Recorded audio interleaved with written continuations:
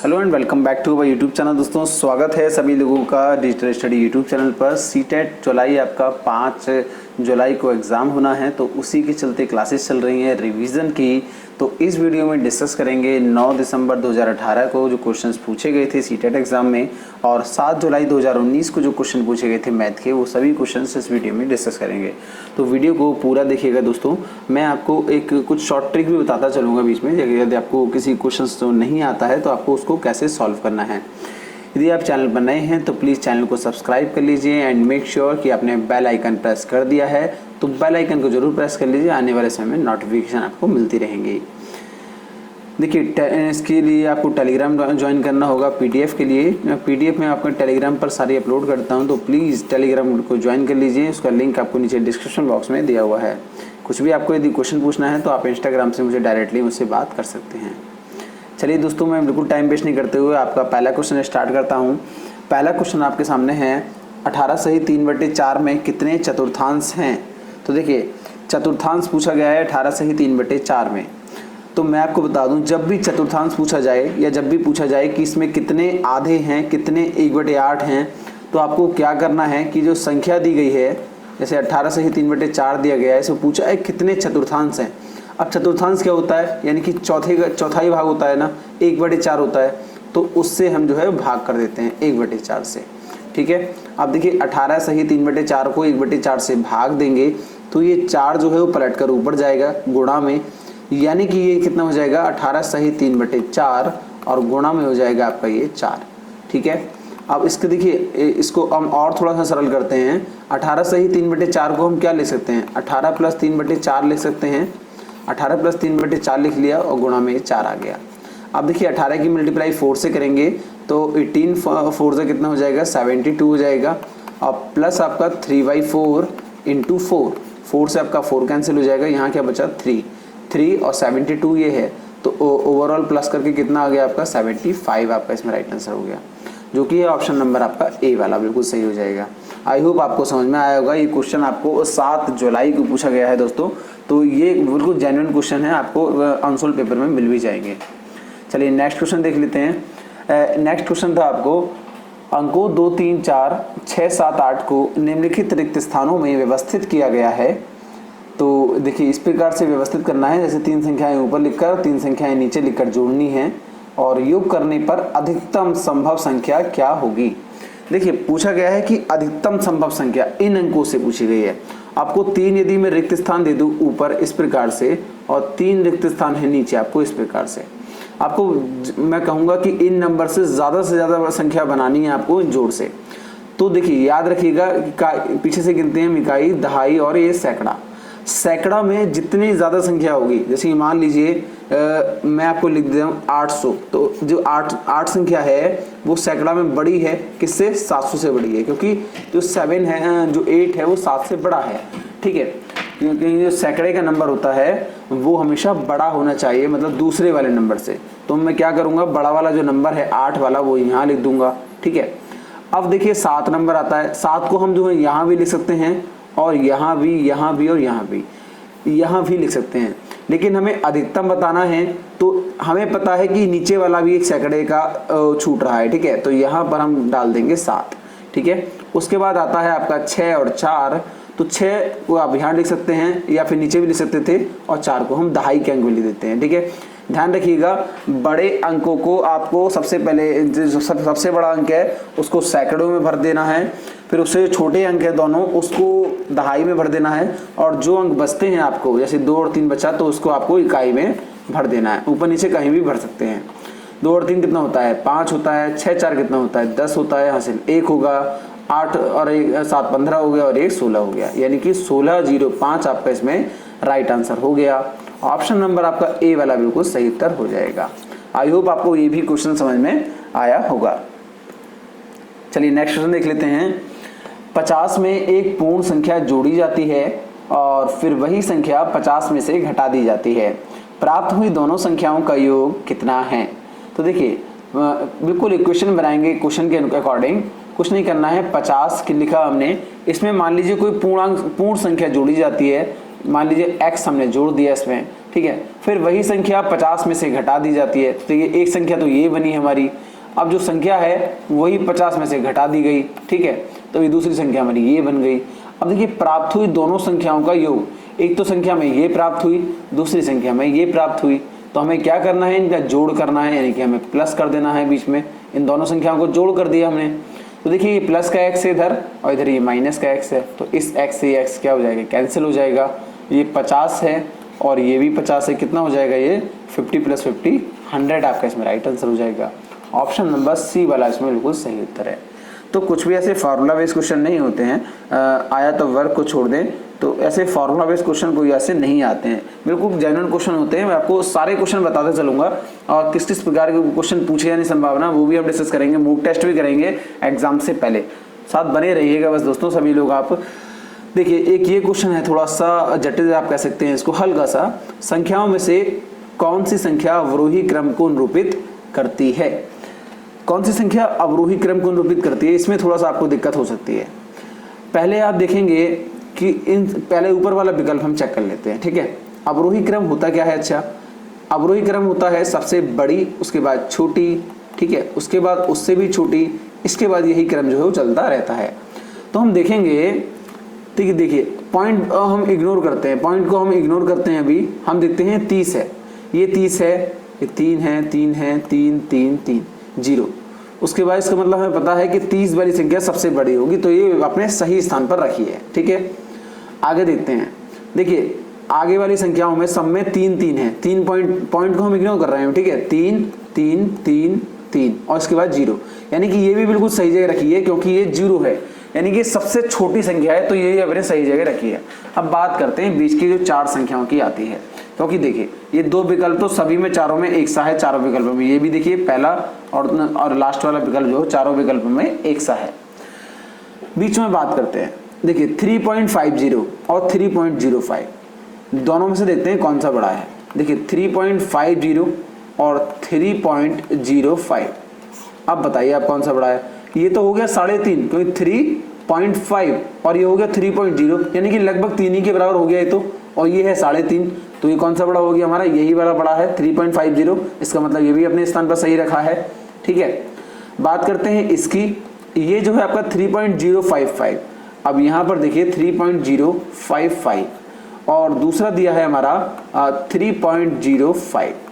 और मैं दोस्तों यदि इसके पॉइंट के आगे कितने भी हम 0 बढ़ा सकते हैं आपको पता होगा, तो यदि आप 0 लिख दूँ उसको, तो ये हो गया आपका 3.50 और ये हो गया 3.55, यानी कि बड़ा कौन सा है? अब भी ये बड़ा है ना, 3.55 बड़ा है, यानी कि ये भी अपने स्थान पर सही रखा है। अब बात कर लेते हैं इन दोनों में आकर, ये 3.05 और 3.005 में कौन सा बड़ा है? तो यहाँ पर मैं फिर 0 बढ़ा लेता हूँ। देखिए अब ये हो जाएगा 3.050, ठीक है, 3.50 हो गया और ये है 3.5। इसका मतलब क्या हुआ कि ये बिल्कुल सही है, यानी कि 3.05 जो है वो बड़ा है, यानी कि ऑप्शन नंबर आपका ए वाला बिल्कुल सही उत्तर हो गया, क्योंकि ये हमने सभी मानों के ऊपर देख लिया कि इसमें सबसे बड़ी संख्या उसके बाद छोटी संख्या, इस प्रकार से ये क्रम चलता आ रहा है। चलिए नेक्स्ट क्वेश्चन देखते हैं। नेक्स्ट क्वेश्चन है आपका, मैं कौन सी संख्या हूं? मैं 2 अंकों की सम संख्या हूं, ठीक है। देखिए 3 उसने टर्म दिए हैं, मैं 2 अंकों की सम संख्या हूं, मैं 3 4 6 का सार्वगुणज हूं, मेरे कुल 9 गुणनखंड हैं। तो सबसे पहले आपको देखना है कि 3 4 और 6 का सार्वगुणज कौन कौन सी संख्या है। तो 3 4 6 का एलसीएम आप ले लेंगे, 3 4 6 का एलसीएम आप ले लेंगे, तो ऐसे करेंगे आप 3 4 ऐसे आएगा, 3 दूनी 6, फिर 2 से करेंगे आप 1 2 और 1 और फिर अंत में 2 से, यानी कितना हो जाएगा? 3 दूनी 6 और 6 दूनी 12। इसका आपने एलसीएम ले लिया, यानी कि जो भी वो संख्या होगी वो 12 से तो डिवाइड होगी ही होगी। अब ऑप्शन में देखिए आप 36 है, हाँ डिवाइड है 12 से। 56 डिवाइड है 12 से? नहीं, 56 डिवाइड नहीं है, तो ऑप्शन नंबर बी तो होगा ही नहीं। 24 डिवाइड है 12 से, 48 भी डिवाइड है 12 से। अब बात आती है कि मैं 2 अंकों की सम संख्या हूं, तो देखिए 36 भी सम संख्या है, 24 भी सम संख्या है और 48 भी सम संख्या है। अब बात आती है मेरे कुल 9 गुणनखंड हैं, तो देखिए 36 के हम पहले चेक कर लेते हैं, 36 के कितने गुणनखंड है। मैंने आपको गुणनखंड चेक करना बताया था। गुणनखंड चेक करने के लिए हम पहले इन्हें अभाज्य संख्याओं में तोड़ते हैं। हम इसको क्या ले सकते हैं? 6 गुणा 6, और 6 गुणा 6 को क्या ले सकते हैं हम? 2 की पावर 4 और 3 का स्क्वायर, ये लिख सकते हैं ना। देखिए आप 2 की पावर 4 कितना हो जाएगा, 16 हो जाएगा, है ना। लेकिन नहीं, 2 की पावर 2 होगा, 2 की पावर 2 कितना हो गया, 4 और 4 9 36, ठीक है। 2 की पावर 2 और 3 की पावर 2। अब हमें क्या करना है इसमें, क्या करना है हमें कि जो पावर आती हैं उसमें एक एक प्लस करते हैं, ठीक है। देखिए 2 है तो 2 में 1 प्लस करते हैं, और फिर दूसरी पावर जो है फिर 2 में 1 प्लस करते हैं और आपस में इनका मल्टीप्लाई कर देते हैं गुणनखंड जानने के लिए। 2 और 1 कितना हो गया, 3 हो गया, और 3 कितना हो गया, 3, यानी कि 3 3 9। हाँ, तो ये बात बिल्कुल सही हो गई कि 36 के जो है वो 9 गुणनखंड हैं, और 3 4 6 का सार्वगुणज भी है, 2 अंकों की सम संख्या भी है। और आपका आंसर यहाँ से निकल कर आ जाता है बिल्कुल, ऑप्शन नंबर 36 आपका इसमें राइट आंसर बिल्कुल होगा। अब देखिए इसमें बात चलती है, आती है कि 24 क्यों नहीं हो सकता, ठीक है। 24 को मैं बताता हूँ पहले। 24 को कैसे लिख सकते हैं हम, 12 गुणा क्या लिख सकते हैं इसको, 12 गुणा 2 लिख सकते हैं, ठीक है। इसको क्या लिख सकते हैं, और इसको लिख सकते हैं 4 गुणा 4 3 12 गुणा 2 लिख सकते हैं। अब देखिए इसको 2 की पावर 2 है, 1 ही हो गया, 2 की पावर 3 ये हो गया, और 3 की पावर 1 हो गया, ठीक है। अब यहाँ पर देखिए आप करके देखना आप थोड़ा सा, ये 3 पावर दे रखी है इसकी, ठीक है, ये आपकी थोड़ी 3 पावर दे रखी है। अब इसमें मैं क्या करता हूँ कि 3 + 1 करता हूँ, 3 + 1 किया, मल्टीप्लाई किया, ये एक पावर दे रखी है तो 1 + 1 किया, 3 और 1 कितना होता है, 4 होता है, गुणा करेंगे 1 और 1 कितना होता है, 2 होता है, 4 दूनी कितना हो गया, 8। तो ये नहीं है क्योंकि इसके 8 गुणनखंड है, और कहा जा रहा है क्वेश्चन में 9 गुणनखंड। इसी प्रकार से आप 48 के भी चेक कर सकते हैं, यही एक फॉर्मूला होता है। चलिए नेक्स्ट क्वेश्चन देखते हैं। 72 गुणा 28 is equal to 36 into 4 into, आपको फिलिंग द ब्लैंक्स भरना है। पूछा है कि रिक्त स्थान की संख्या क्या है। कुछ क्लू दिए गए हैं, 5 क्लू दे रखे हैं। 7 का गुणज है, पहले तो हम इसको सॉल्व कर लेते हैं। देखिए 72 गुणा 28 इज इक्वल टू 36 इंटू 4। अब देखिए मैं 4 से काटता हूँ बड़ी आराम से, 4 एकम 4, 4 सत्ते 28। मैं इसको यहाँ पर जो फिलिंग द ब्लैंक्स है उसको x मान लेता हूँ, ठीक है, 7 आ गया। उसके बाद मैं फिर इसको 12 से काटता हूँ, 12 3 36 और 12 6 72। फिर इसको 3 से कट जाएगा, 3 दूनी 6, यानी कितना हो गया, x इज इक्वल टू यहाँ से कितना आ गया, 7 दूनी 14 आ गया, यानी कि x बराबर 14 इसमें आपका आ गया। अब पूछा है ये कह रहा है कि 7 का गुणज है। जी हाँ, 7 का गुणज है, क्योंकि 7 दूनी 14 होता है, तो ये तो बिल्कुल सही है, ए वाला। एक अभाज्य संख्या है, क्या ये अभाज्य संख्या है। अभाज्य संख्या वो होती हैं जो स्वयं से डिवाइड होती हैं या फिर अपने 1 से डिवाइड होती हैं, ठीक है। लेकिन ये तो आपका 2 से भी हो जाएगा, 7 से भी हो जाएगा, 14 से भी हो जाएगा, 1 से भी हो जाएगा, इसके तो बहुत फैक्टर हो रहे हैं, ठीक है। तो ये अभाज्य संख्या नहीं है, इसका मतलब ये गलत हो गया। 10 से कम है, क्या ये 10 से कम है, नहीं, 14 तो 10 से ज्यादा होता है, इसके लिए ये भी गलत हो गया। एक सम संख्या है, जी हाँ, एक सम संख्या है, 2 से जो संख्या डिवाइड होती हैं वो सम संख्याएं होती हैं, ये सही है। 56 का गुणनखंड है, याद रखिएगा गुणनखंड की बात चल रही है। गुणनखंड यानी कि उसको डिवाइड करता है जिस संख्या का गुणनखंड है, तो 14 से डिवाइड करके देख लेते हैं, 14 चौका 56 होता है। हाँ, ये इसका गुणनखंड भी है। तो आपने देखा कि कितने सही हुए हमारे यहाँ पर, एक तो ए सही हुआ, डी सही हुआ और एक ई सही हुआ। तो देखते थे इसी क्रम में कौन सा उत्तर है, ए डी और ई। ये वाला आपका राइट आंसर हो जाएगा ऑप्शन नंबर सी वाला इसमें। आई होप आपको क्वेश्चन समझ में आया होगा, किस प्रकार के क्वेश्चंस पूछे जाते हैं और क्या क्या इनके पास क्लू दिए रखे थे। ये सब प्रीवियस क्वेश्चन है और अभी 6 महीने पहले के क्वेश्चन है जो एग्जाम हुआ है। तो बिल्कुल घबराइएगा भाई, बिल्कुल आराम से तैयारी कीजिए, मैं आपके साथ बना रहूंगा इसमें भी।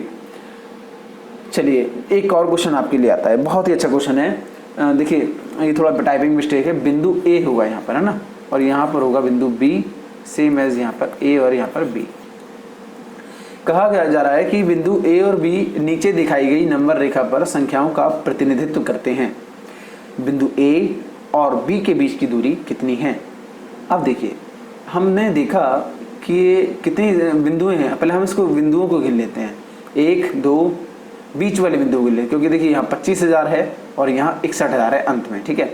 बीच में बिंदु गिनते हैं, 1 2 3 4 5 6 7 8 9 10 11 12, माफ कीजिएगा, यहाँ तक गिन लेते हैं केवल, ठीक है। 1 2 3 4 5 6, कितने इकाइयाँ हो गई हमारी, 6 इकाइयाँ हो गई। अब देखिए डिस्टेंस देखते हैं कितना है, ये 39,000 था इधर और इधर कितना था, 25,000 था। तो 25,000 इधर है, 39,000 इधर है, तो उसको डिवाइड करेंगे 1 2 3 4 5 6 7, सॉरी 7 हो गई यहाँ पर, 6 नहीं 7 हो गया।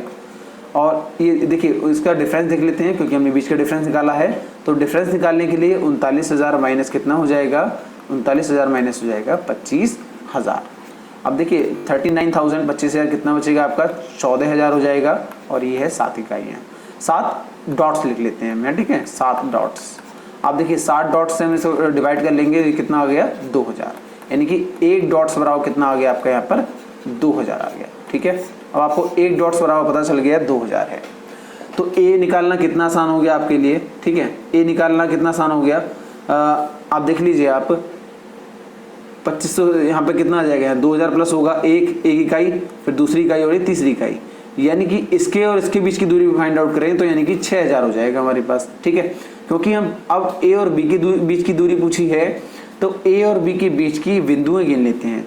1 2 3 4 5 6 7 8 9 10 और 1 11। कितनी डॉट्स हैं, तो 11 डॉट्स हैं।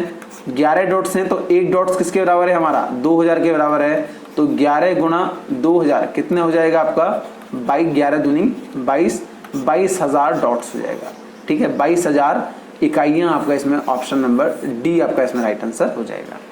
तो कुछ नहीं था, केवल 5 सेकंड में आप इसका जवाब दे सकते थे। आपको केवल ये देखना है कि डिफरेंस कितना है, नंबर में डिफरेंस देखना है, उसके बाद बिंदु में डिफरेंस देखना है, और उस हिसाब से आप यहाँ पर इसको सॉल्व कर सकते हैं। ग्राफी निरूपण आप इसको कर सकते हैं, इस प्रकार का एक सवाल है। नेक्स्ट क्वेश्चन है आपका 18वां क्वेश्चन है, निम्नलिखित में से कौन सा 11,1111 संख्या का प्रतिनिधित्व करता है। देखिए ये एक ऐसा नंबर है जो एग्जाम्स में कई बार पूछा गया है। 11,000, 1100 और 11, इसका प्रतिनिधित्व कौन सा करता है। क्या हम ऑप्शन नंबर ए से चेक कर सकते हैं, जी हाँ चेक कर सकते हैं। इसको चेक कर लेते हैं, इकाई, दहाई, सैकड़ा, हजार, 10,000 और ये लाख।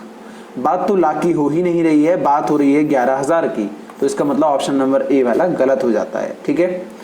बात नीचे वाले की करते हैं, इस वाले ऑप्शन की, इकाई, दहाई, सैकड़ा, हजार, 10,000, लाख, 10 लाख, ये तो करोड़ों में पहुंच गया। बात नहीं हो रही है, बात हो रही है केवल 11,000 तक की, मैक्सिमम 11,000 है, तो ये भी आपका नहीं होगा।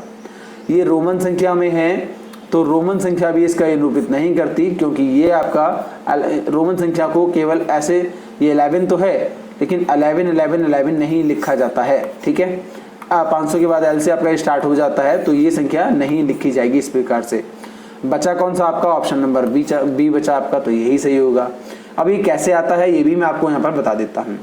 देखिए इस प्रकार के नंबर यदि आपसे पूछे जाएं, इस प्रकार का एक और सवाल आता है 21,000 वाला, तो याद रखिएगा 11,000, उसके बाद 1100 को लिखना है आपको नीचे, ठीक है। उसके बाद लिखना है आपको 11 और इसको सबको जोड़ देना है, 1 हुआ, फिर यहाँ भी 1 आएगा और 1 और 1 2 होगा और ये 12, यानी कि 12,111 आपका इसमें राइट आंसर हो जाएगा, जो कि है आपका ऑप्शन नंबर बी वाला। आई होप आपको ये क्वेश्चन समझ में आया होगा।